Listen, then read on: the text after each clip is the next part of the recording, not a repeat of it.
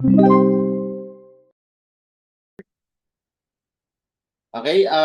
in this situation, when the columns at E and H of the floor framing plan are deleted, girder BHK becomes a one-span fixed-ended beam supporting beam DEF at E and beam GHI at H.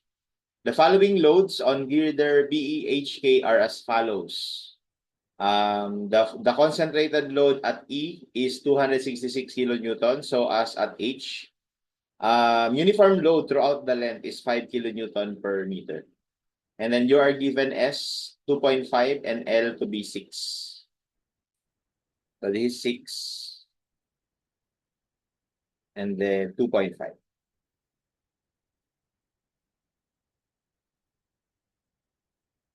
Alright, so pag tinignan natin yung mga questions, calculate the resulting shear at B due to the given load.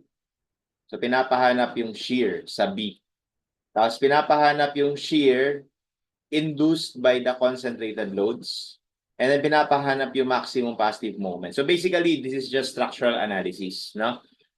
Now, if you would look at this beam, according to the problem, dinilit daw ito mga column na to. As a result, parang ang nangyari, itong girder na to, sinusuportahan niya yung floor load and at the same time, itong beams na to. Okay? Kaya kapag tinignan natin yan dito sa view na to, let's say magsa-section tayo, no? You would consider this section, okay, section 1-1, no?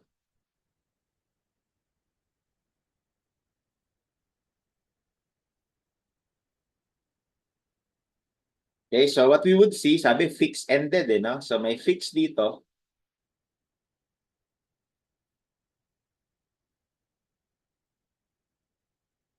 And then fix sa kabilang side. Okay, so this is our B.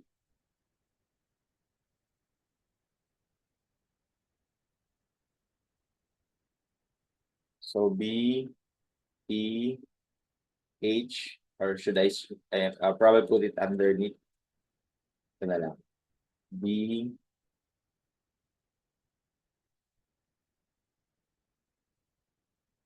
and then K. Ayan. Okay? Tapos meron ditong uniform load. So this is the given loads, ano?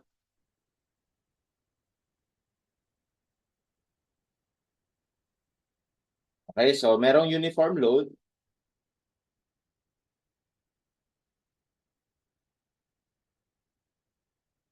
Okay, this is 5 kilonewton per meter. And then we have concentrated loads at E and H. Parehas 266. Okay? So we are asked what is the resulting shear. So by the way, the length here would be 2.5.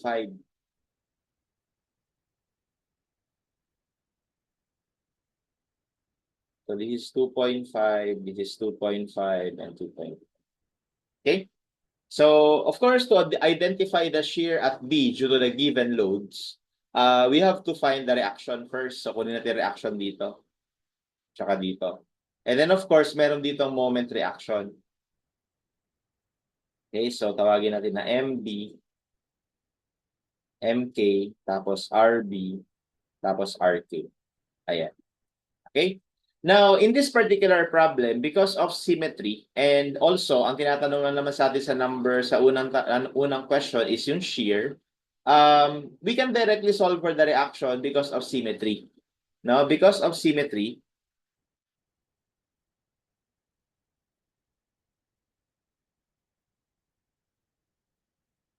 okay, we can say that the reaction at B would be equal to the reaction at K. Tapos, paghahatian lang lahat ng load. So, ibig sabihin, yung RB natin ay kalahati ng lahat ng load. Ano-ano ba lahat ng load? So, 266 times 2 plus yung equivalent force nung distributed load. So, 5 times yung length. Ang length natin dyan is tatlong 2.5, so that's 7.5.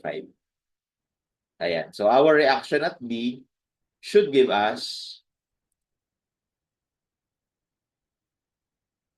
1/2 266 times 2 plus 5 times 7.5. Ayan.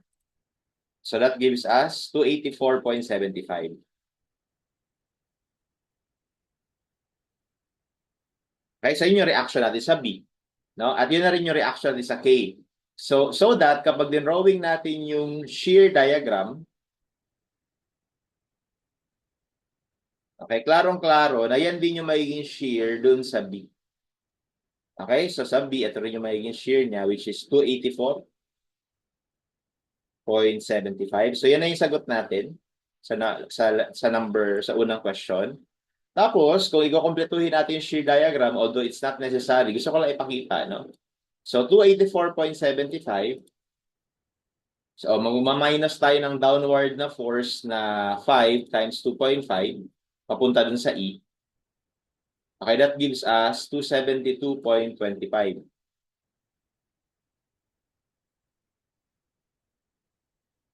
Okay, tapos may concentrated force doon na 266. So, ma-minus tayo ng 266. So, we have 6.25. Okay, and then mag-minus ulit tayo ng uniform load. 5 times 2.5. Papunta ng H. So, we will get negative 6.25. Okay, and then doon sa H, may concentrated load na 266. So, mag-minus tayo ng 266. So, that gives us negative 272.25.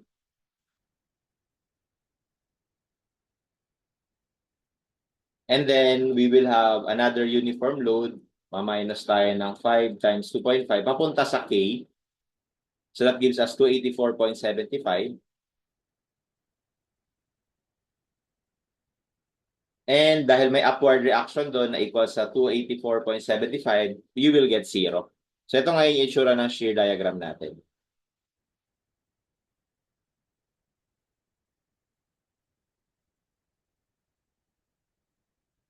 Ayan.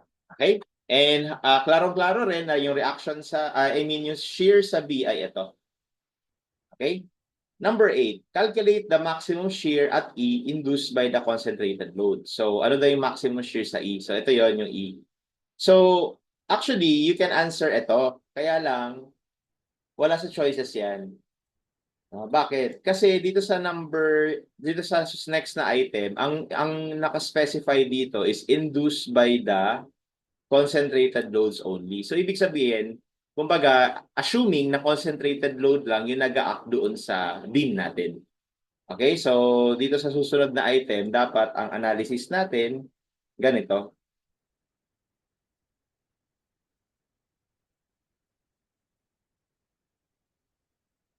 So yung B, E, H, K. So bali tatanggalin lang natin yung uniform load kasi yun yung instruction niya, no? Only induced by the concentrated forces. Okay, if that's the case, edi yung magiging reaction dito is also 266. Pati dito. Okay, at kapag dinrawing mo yung shear diagram niyan,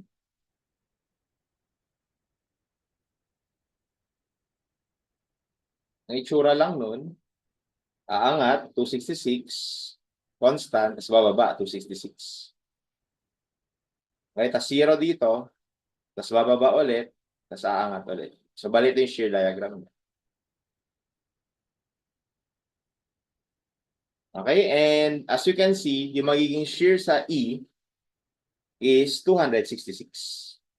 Okay, this is only induced by the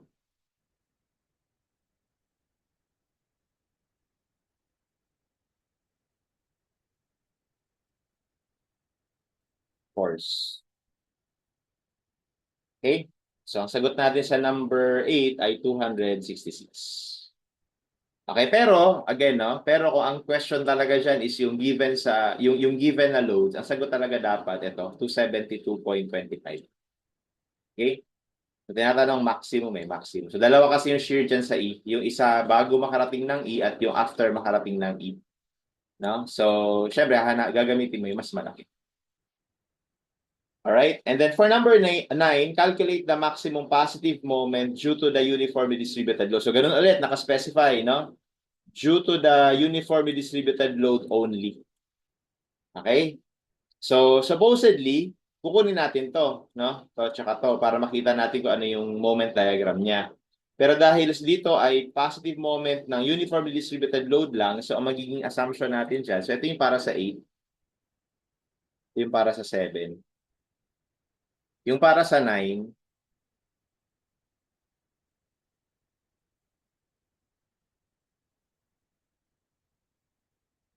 so ito lang.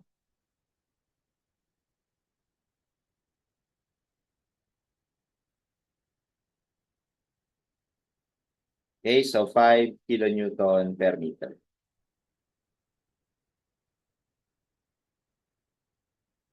Okay, so pinapahanap sa number na ano yung maximum positive moment. So, dito, alam natin na may reactions. May reaction dito, may reaction dito.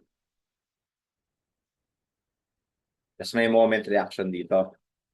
So, take note na yung moment reaction natin sa fixed supports ay negative. No? Negative. And hopefully by now, kabisado natin yung formula para dyan. No? Yung fixed end moment na formula. Okay, that is the applied force near far squared over L squared. So that is the fixed end moment kapag meron tayong beam, fixed at both ends, tapos meron kang in-apply na P at a distance A, tas B. Tapos ito yung L. Okay, yun yung moment dito. Fixed end moment dito. Fixed end moment sa left.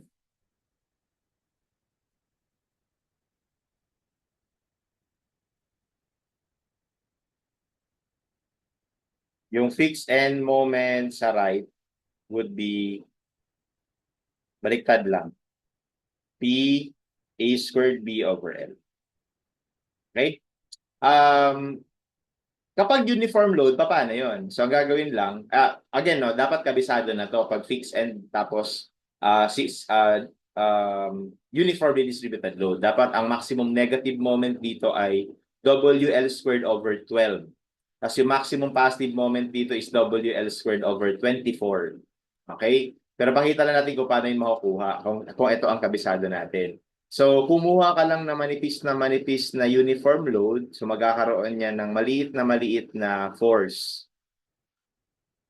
Okay, yung force na yon ay equal sa uniform load, W, times yung manipis niya na tawagin nating dx. Kunyari, dx ito.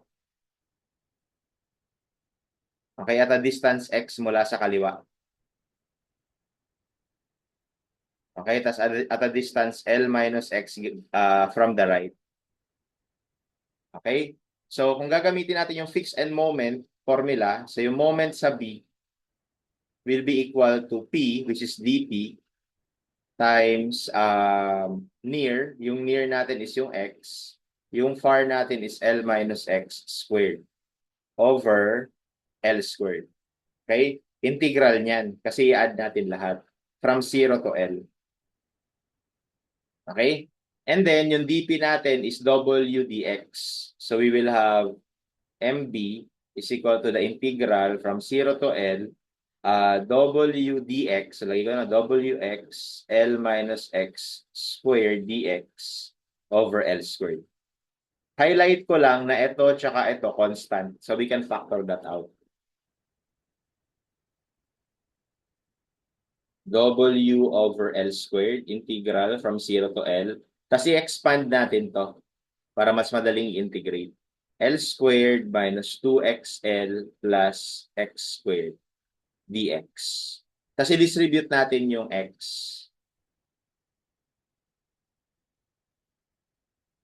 So we have L squared X minus 2X squared L plus X cubed dx. Okay, and then that's integrate. So magiging integral niyan, constant ito, ay itong una, L squared x squared over 2. Again, yung L ay constant. Minus 2x cubed L over 3. Plus x to the 4th over 4. Limits from 0 to L. Okay? At kapag sinimplify natin yan, pakita ko na lang sa calculator, di ba, isa-subshot natin yung upper limit dito. No? Yung L dito. So, kung titingnan nyo to, ito ay L squared times L squared, so L to the fourth. Ito naman, L cubed times L to the fourth din yan. Tapos ito, L to the fourth. So, lahat yan L to the fourth. So, bali, i-add na lang natin yung mga fraction. So, 1/2 minus 2/3 plus 1/4. Okay, so W, L to the fourth rather. L to the fourth over 12 yung lalabas. So, magiging W over L squared, L to the fourth over 12. Pag sinimplify. Tapos minus 0, kasi 0 lang naman yan pag sinabshoot mo, no? So, pag sinimplify ito, yung moment sa B will be equal to, magka-cancel yung L squared. Ito may iwan, may squared. So, magiging WL squared over 12. No? Kaya tandaan nyo na yan. Pagka fix tapos uniformly distributed load, WL squared over 12 na agad yun. Tapos yung, ito, negative moment. Ito, no? Kasi nandito sa, nandito sa fixed support eh. Paano naman yung positive moment kapag ganyan? Again, times 2 lang. I mean, kalahati lang, rather. Kalahati lang pala. So, WL squared over 12, divide mo lang ng 2. So, magiging WL squared over 24. Okay?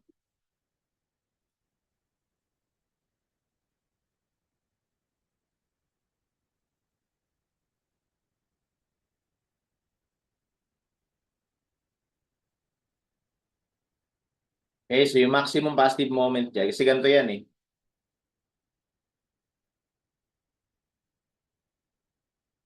So, meron kayo uniform load. So, itsura ng moment diagram niyan, ganito. Ganyan. Exaggerate ko lang na mas malaki to.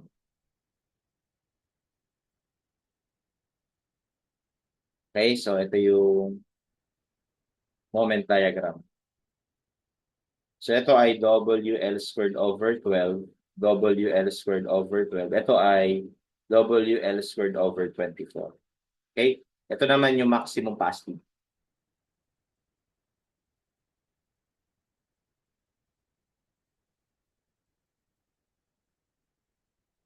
Okay?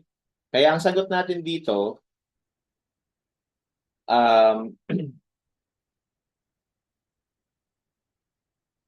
would be W. So again, no, yung ano lang yung pinapahanap dito, yung W lang ang gamit. So yung 5 lang. Hindi kasama itong 266.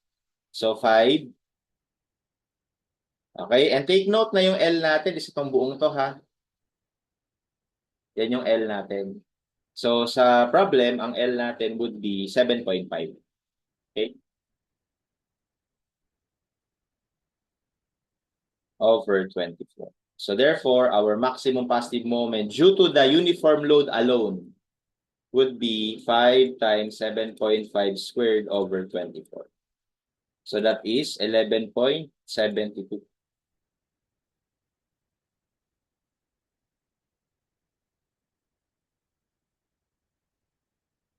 Okay? So our answer would be letter B. Okay, and that's how we solve this problem.